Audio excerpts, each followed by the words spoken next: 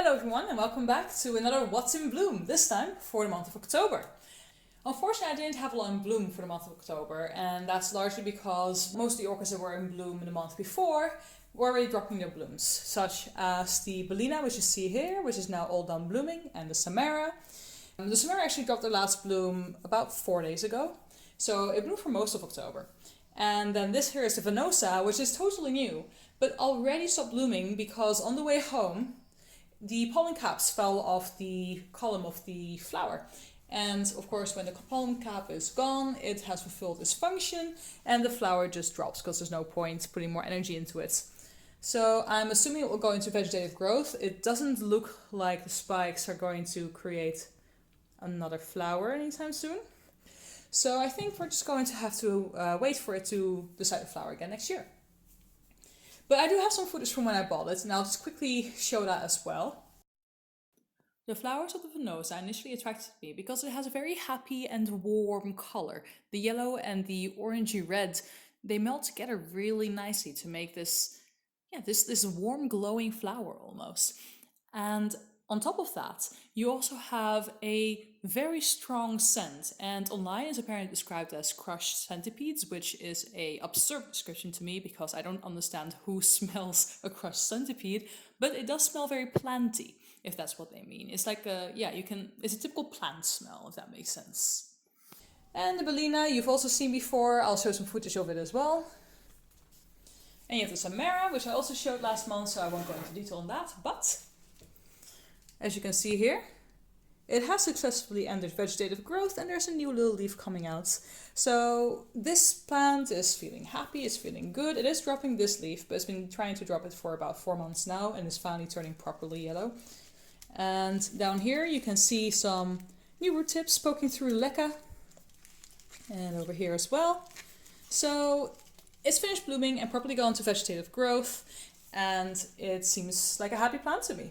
And the last of the orchids that were in bloom last month already is this one, which is the Phalaenopsis Valentini. And you can see there's still some blooms. Oh, hold on, let me get a framing right. There you go. The Phalaenopsis Valentini is still in bloom, although I think this is the very last bloom it has. It has one other, but that one is currently falling. Just get that on the screen for you as well. There you go. But this one, as you can see from the structure, is ready to be dropped. So it will drop probably in a day or two, and it will just have the one flower over here left. And it has entered vegetative growth. You can see the new leaf beginning here, and it is actually still growing a third little spike down there. Well, it's not a third, it's a fourth little spike down there. And the roots as well are still growing. You see nice little green root tips. So this plant's happy and doing its thing. Now for the two that were newly in bloom in October, one of which is my second ever rebloom, which is the Cycd Wine Delight. And you can see the old spent flower spike here. The flowers from the Cycd group never last very long. And especially because of the move as well, it had a change in environment, all that kind of stuff, different temperatures, different humidity levels. So these blooms didn't last as long as they otherwise might have. But what I did do is flower in spectacular number. It looks beautiful. I did take some videos of the plant while it was in bloom, especially for this What's in Bloom video, so I can thankfully still show them to you. And next we have the Cycd Wine Delight, which I'm incredibly proud of. This is my second rebloom ever of any orchid and my very first Cycd rebloom. And just look at how well it did. It has so many flowers. It has 1, 2, 3, 4, 5, 6, 7, 8, 9, 10, 11, 12, 13 flowers. Which, if I go online and check out how many flowers are typically on one flower stalk, is quite a lot, because usually apparently it's more between 8 and 10.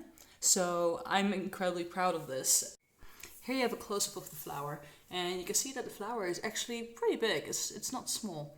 And maybe not as big as some Cattleya flowers can get, but it's pretty big in my opinion for a Cattleya flower, because it's bigger than my grey stun or my freckled carrot wine after dark. And the petals and sepals slowly get darker after the opening. It becomes more reddish. When they first open, they're a little bit more maroon, and now they become more and more like what a typical wine color that's actually named after. And the lip still has a little bit of a neon quality to it, which I really, really like. And my god, the smell is strong. This thing smells so strongly of something like cough syrup or licorice or something like that, but then somehow there's a much warmer quality to the scent. Either way, it's if you walk into the room, especially in the morning, it literally punches you in the face. It is so strong. I walked in this morning thinking, what happened? What's going wrong with the move? Why does it smell like chemicals everywhere and glue? And no, it was just this thing. This thing just smells that strongly. It took me a little moment to remember that this one was in bloom. And the flowers are very thick and waxy, so they're not fragile at all. They're, well, I mean, as you can see, they still bend. They're not like hard plastic, but they really feel waxy, and the lip doesn't bend. The lip is actually just hard as plastic. The flower color is absolutely amazing, and the gloss on it as well. It's like this kind of matte gloss. It's really, really beautiful. The main thing to remember with this one is that it has a very, very strong fragrance. So if you're not into strong fragrances, that's definitely something to keep in mind. And it is a bit of a divisive smell. My boyfriend and my dad like it. My mum hates it. I'm on the fence about it. I like it when it's faint, but when it fills up the entire room, it can get a little bit much. So it's clearly done blooming now. And I've been looking, but oh wait, right here, live on camera, I found the beginning of another spike maybe.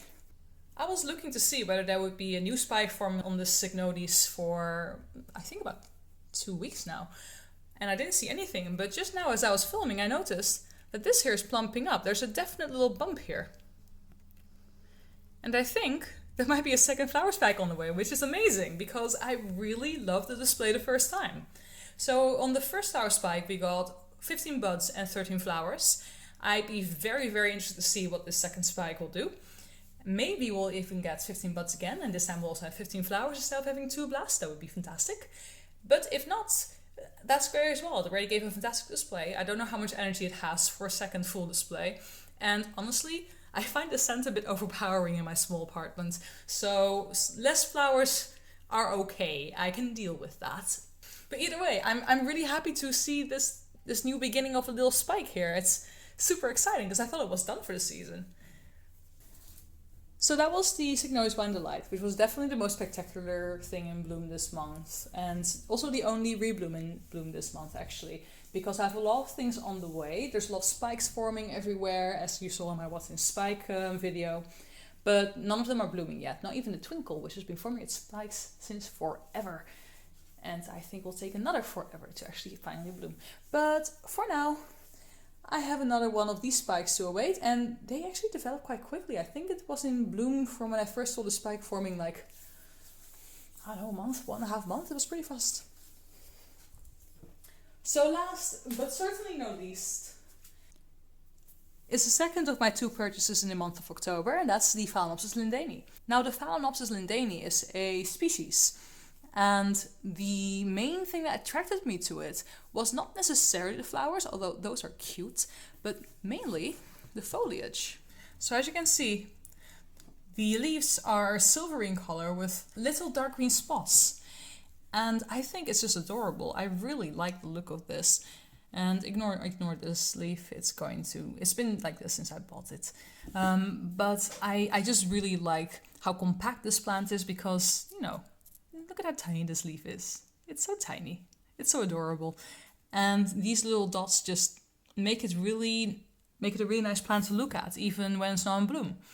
So I kind of want more Phalaenopsis like this, or just more orchids in general, ones with just really nice foliage, so that even when it's not in bloom, you have something really nice to look at. However, this is a What's in Bloom video, and our focus is going to be on the blooms.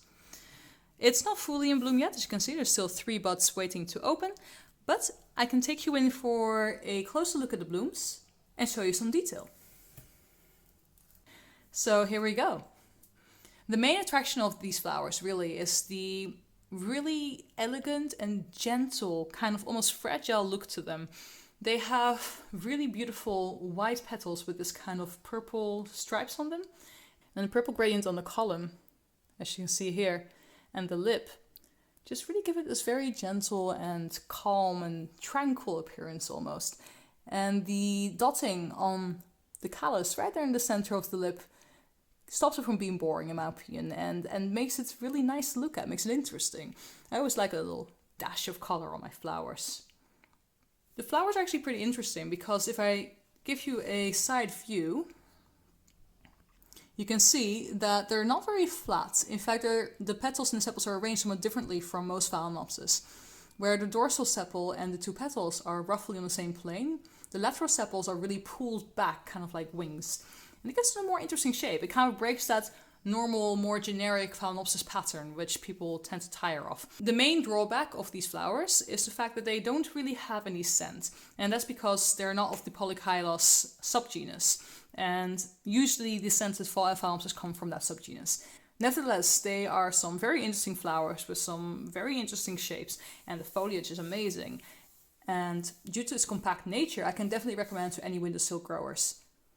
So I want to do this overview where I show you everything that was still in bloom for the month of October, but it's a pretty empty spot there. I mean, I can put down the one that was already in bloom last month. Here we go. We can add the Valentini like that, but it's still a pretty desolate picture. There's not much there, which is unfortunate. But we have those months, especially in the start of your collection, when you just don't have much in bloom. Judging from the amount of spikes that are forming, however, there'll be plenty in bloom for the next few months. So I look forward to that time. It's going to be a very colorful winter.